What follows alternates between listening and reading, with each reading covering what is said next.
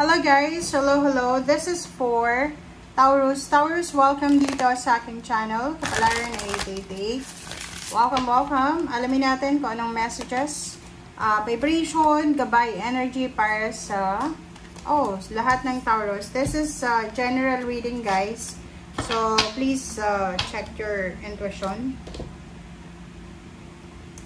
Okay. Taurus, first card mo, this is for the week 12. Okay, so October 12 siya. Slot, digital detox, recalibrate, reset, and recharge.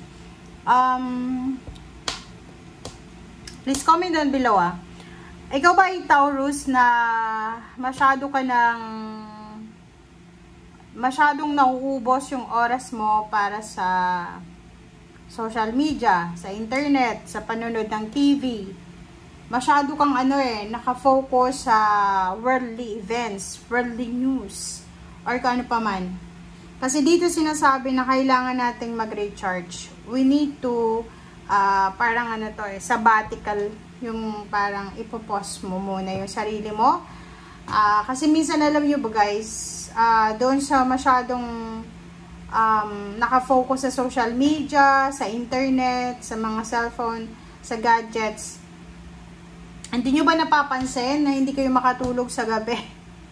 Or marami kayong mga, minsan yung emotion nyo, hindi nyo na makokontrol kasi hindi nyo na alam kung ano ba yung tama, ano ba yung talagang emotion mo, or nadala lang kayo sa mga pinapanood nyo. Okay? So, yung first card natin, Taurus, is you need to recharge yourself. Ground yourself as much as possible. Maglakad ka sa nature, sa dagat, sa tabing ilog, sa tabing dagat, sa mga mountain. Breathe in, breathe out tayo ng oxygen, 'di ba? Honey bee, divine feminine. If you're a woman or a man, sinasabi ng Barasa, you are being called on to rise. So, parang sinasabi ng Barasa dito na you have responsibility na parang ipaglaban kung ano yung pangarap mo, ipaglaban kung ano yung karapatan mo. Okay, so let's check. Next card tayo.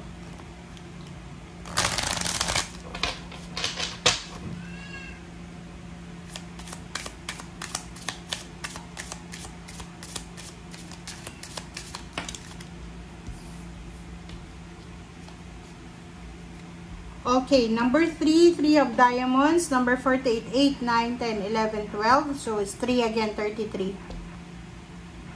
Okay, this money safe indicates riches. Okay. So, sinasabi ng baraha na posibleng meron ditong Taurus na financially stable, maraming pera, or maybe meron ditong Taurus na walang pera. So, nasaan ka ba dyan? Or posibleng sa linggong ito, wala kang poproblemahin sa pera, or maybe may problema ka sa pera. Okay, number 36, number 39. Sinasabi ng barahan na to na possible ka, okay, na makatagpo. Yun. So, maybe there's financial problems. Or possible na makatagpo ka ng isang tao na maging cause ng financial stress mo. Okay?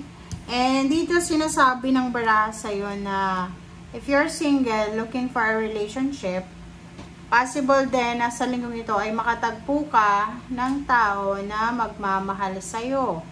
Possible din na sa linggong ito, makatagpo kayo ng tao na posibleng magdadala sa inyo ng kaligayahan, or parang ang taong ito ay parang magbibigay ito sa iyo ng parang peace and harmony ba, parang ganun.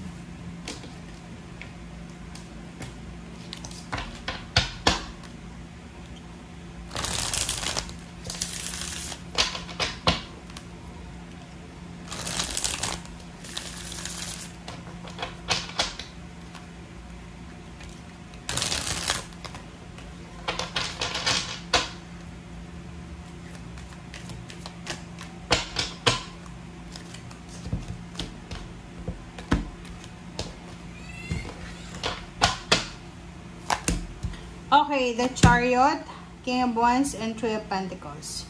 So, sa 3 cards na to, kung makikita mo, ang sinasabi ng bara sa'yo dito na meron dito na Taurus na posibleng kayo ay mag-undergo ng training.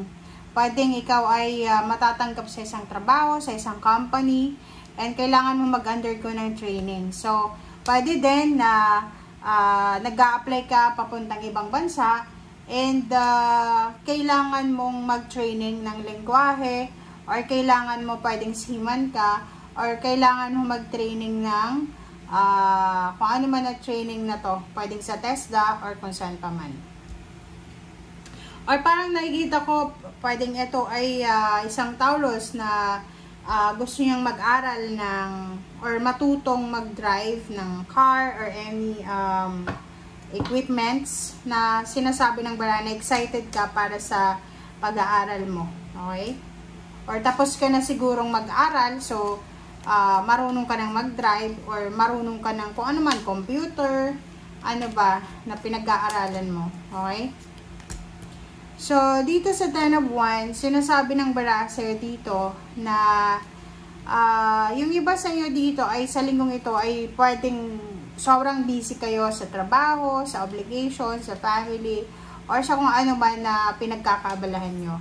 Ace of Wands, sinasabi ng bara sa'yo na sobra-sobra yung excitement. Okay, excited ka sa kung ano man na darating sa'yo. Okay?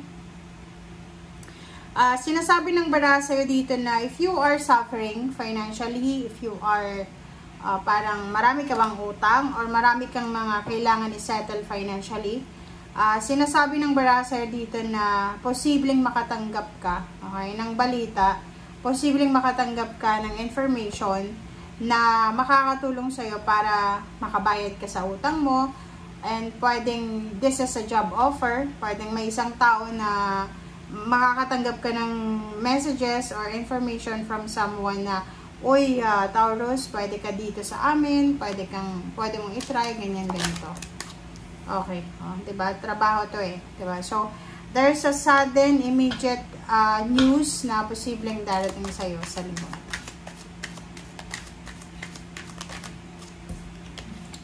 Okay, and Nine of Cups.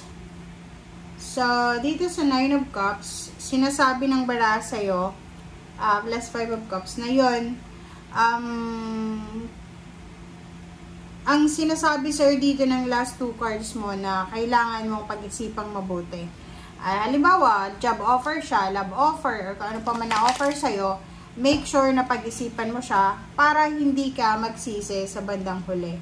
Like dito, may nag-offer sa'yo ng travel, may nag-offer sa'yo ng pera, ng negosyo, ng partnership, collaboration, or nag-offer sa'yo na kung ano pa man, sinasabi ng bara sa'yo na pag-isipan mo daw ng mabuti. Okay? Thank you. Bye!